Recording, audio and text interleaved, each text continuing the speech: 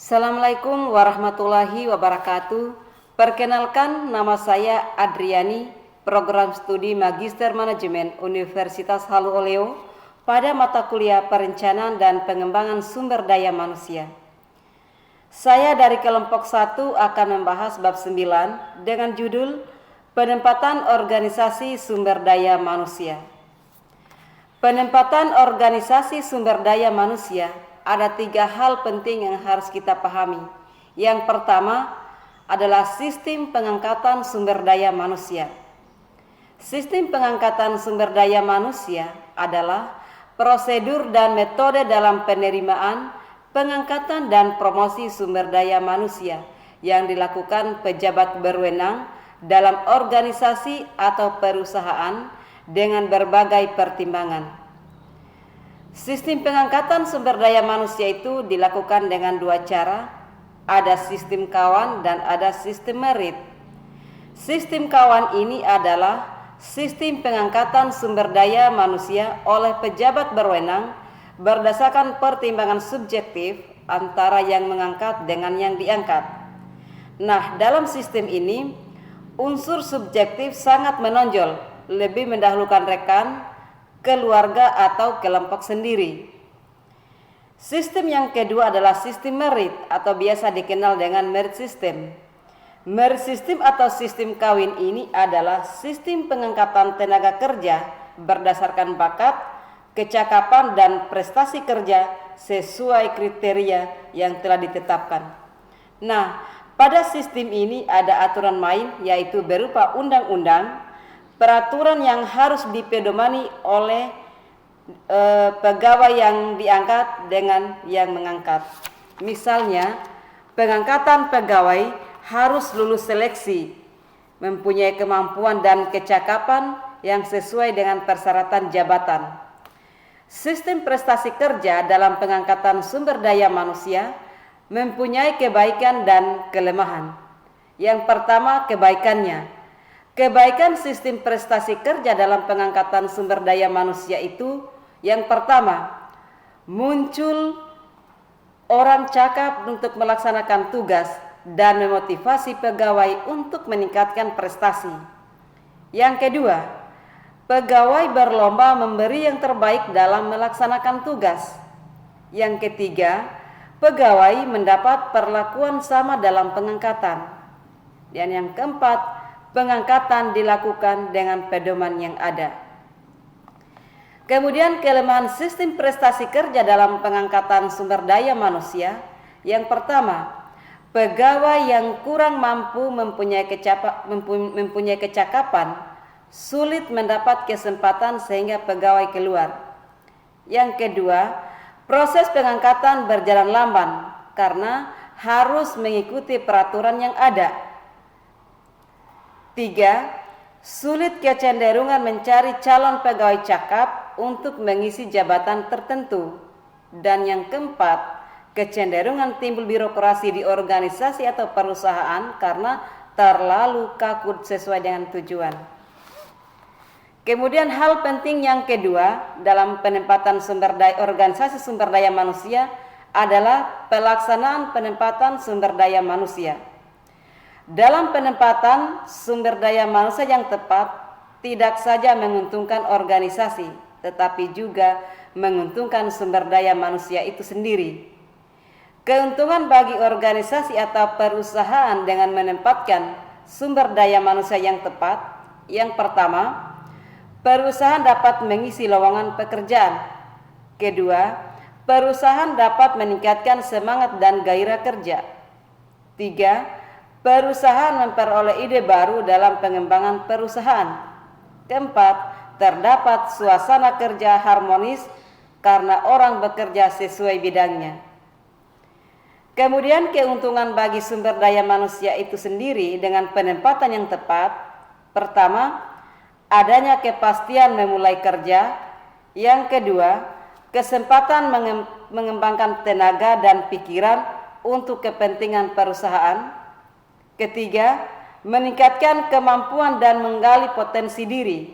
Keempat, meningkatkan disiplin, loyalitas dan percaya diri serta tanggung jawab atas pekerjaan sesuai kemampuannya.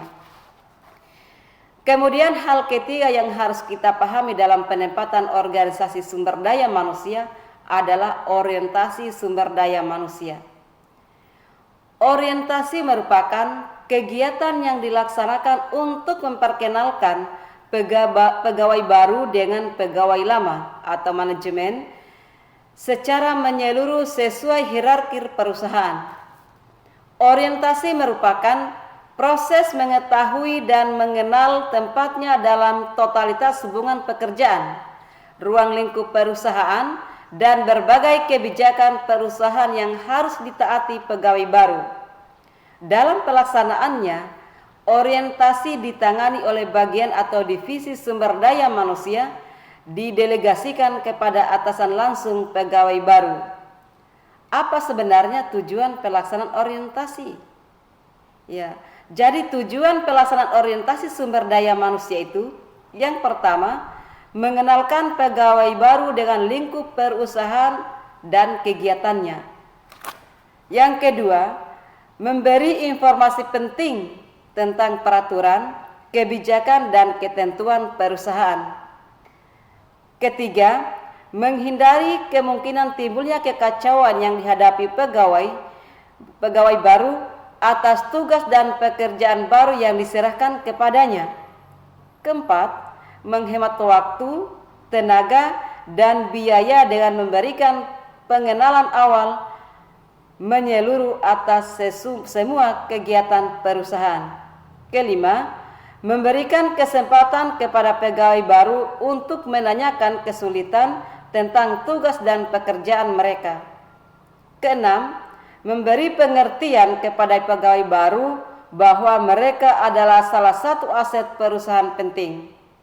Ketujuh, menanamkan pengertian dan keyakinan agar pegawai baru merasa seperti di rumah sendiri dan tertanam rasa memiliki sehingga dalam bekerja dengan aman, nyaman, dan penuh loyalitas.